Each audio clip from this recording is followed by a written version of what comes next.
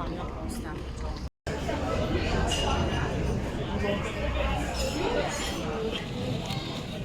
Fai attenzione ai borseggiatori. Se ti servono informazioni, rivolgiti esclusivamente al personale in divisa Trenitalia.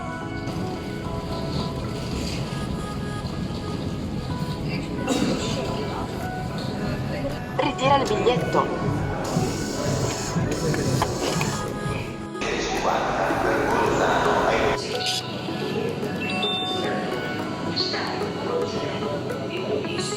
Hey guys, it's June here. Welcome back to my channel, and if you are new, please consider subscribing if you are into talking about books, traveling, and overall being a better person.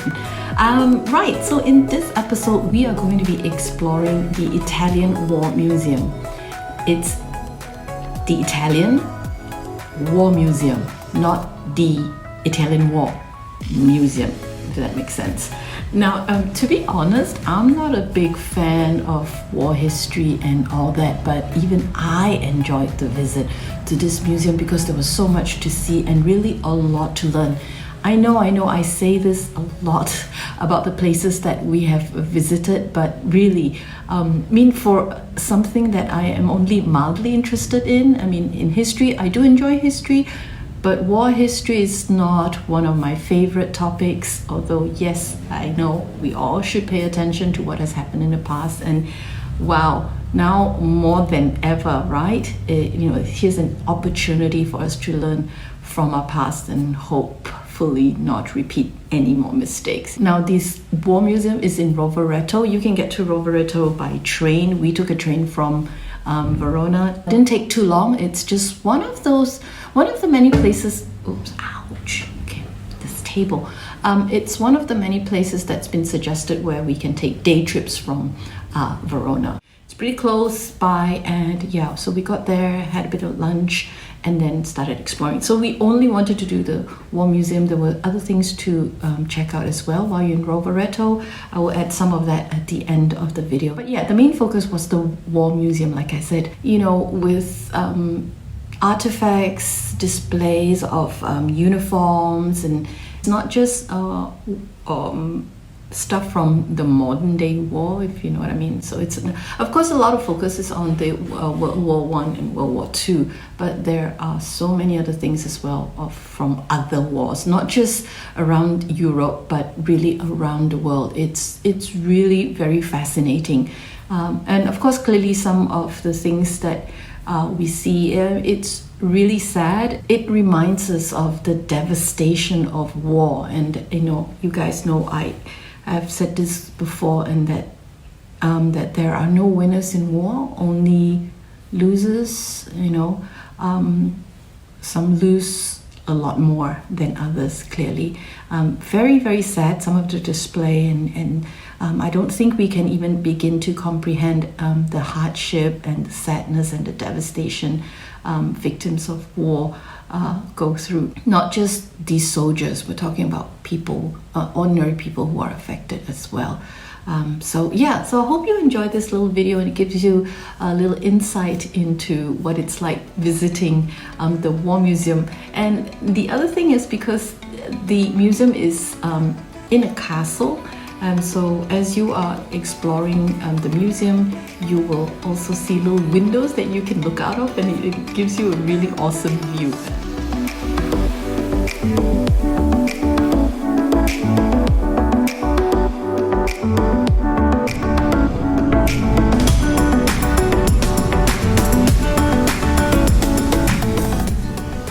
So this is our lunch break, and it's a pizza today, hooray, from this place called Pizza Break. And you can order a slice of pizza, which they have very kindly cut into smaller pieces for you, and you even get a little fork so you don't dirty your hands. But who eats pizza with fork, right?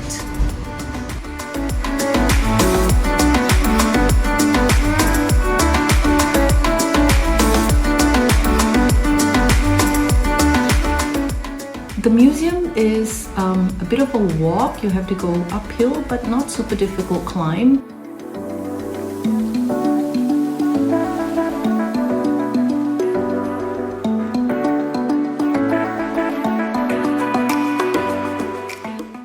castle of Rovereto was built in the Middle Ages to control Valagarina. It was never the residence of a lord, but has always had a military function. In the year 1400, the Republic of Venice extended its dominance in this area. Its architects transformed the castle into a modern fortress with towers, tunnels, and a moat.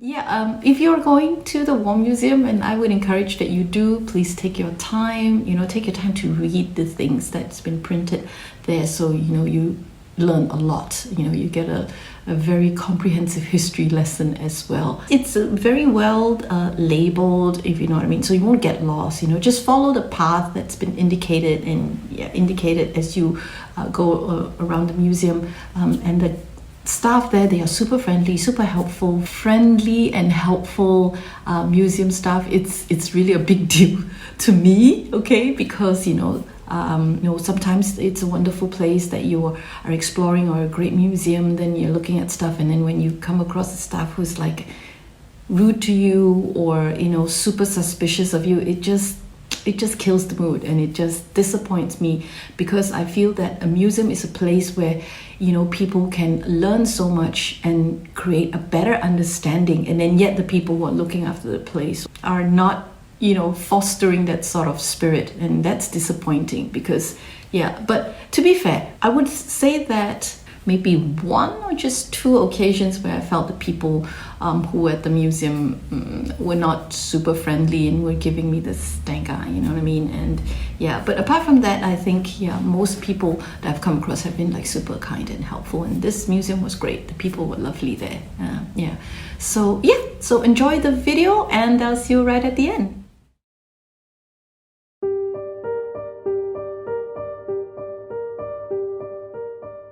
Looking at all the items in display, you can't help but feel all these items are so personalized. They were in the hands of someone's brother, someone's sister, someone's father, someone's mother, someone's daughter, someone's son, and they were living through really some of the most awful times in history. Here's a heartbreakingly sad piece of communication written by a Trentino refugee, Giuseppina Filippi Manfredi. The many cares of these past months have taken away my will to write, and what to record if not misery and constant worries. We spent an awful winter. We found a damp house, and to top it all, it was freezing. 24 to 25 degrees. If we are all still healthy, it will be a miracle. And to this, the lack of coal and the continuous decrease in food, which is really shocking. How many times now I've had to refuse a piece of bread for the children who otherwise would not have had enough. Yes, Gregorio, while I'm writing to you, my hand is trembling in saying that you are always beautiful and always good. Oh, if you could see my distress, if you were here.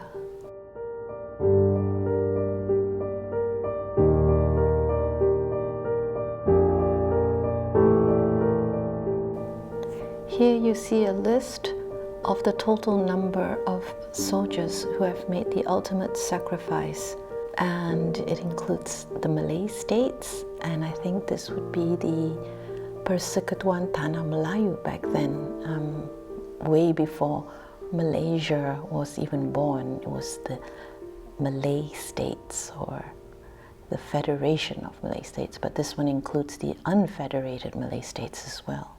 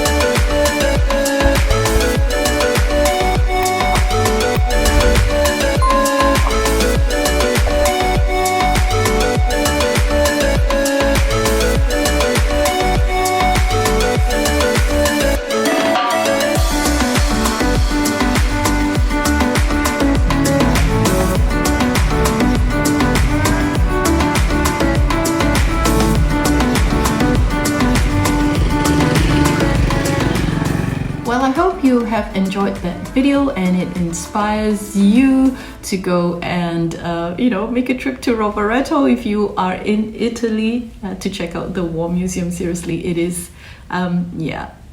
it's very enlightening on so many levels.